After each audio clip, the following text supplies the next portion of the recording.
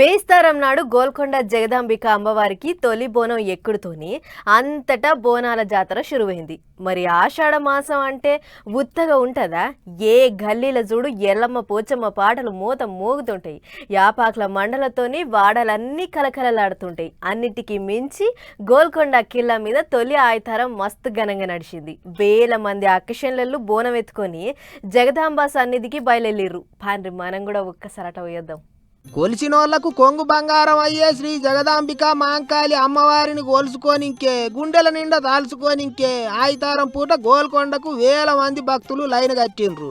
జిల్లాలకేంచి పల్లెలకేంచి పయనం అయ్యి గోల్కొండ కోటకు చేరుకున్నారు వేల మంది. నిష్టతోని 400 మెట్లెక్కి అమ్మవారికి బోనం మొక్కు తీర్చుకున్నారు. కలిగినోళ్లకు కలిగినంత అన్నట్టు కొందరు బోనాలు చేస్తే ఇంకా కొందరు అమ్మవారికి పట్టుబట్టలు పెట్టిండ్రు. ఇంకా కొందరు బియ్యం కూడా పోసిండ్రు. ఆషాఢ మాసంలో తొలి ఆయితారం కాబట్టి భక్తులు చూడండి ఎట్లా పోటెత్తిండ్రో.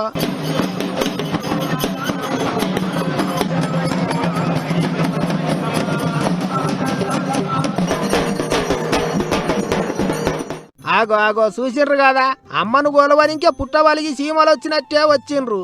ఇసుకెత్త రాలనంత జనం వచ్చి జగదాంబ మాంకాళి అమ్మవారిని కొలుసుకున్నారు. ఇక వచ్చిన పబ్లిక్ కు ఎక్కడ ఎసోంటి తిప్పల కాకుండా అన్ని తీర్ల ఏర్పాట్లు చేసిండ్రు సర్కారోళ్ళు. ఇక బోనాలంటేనే పోతురాజుల ఆటలు పాటలు బగ్గా ఉంటాయి కాబట్టి ఏ లొల్లి పంచాదులు కాకుండా ముందే వేల మంది పోలీసులను బందవత్తుకు పెట్టిండ్రు. అక్కచెల్లెన్ల కోసం సీ టీములను కూడా రంగంలోకి దింపిండ్రు.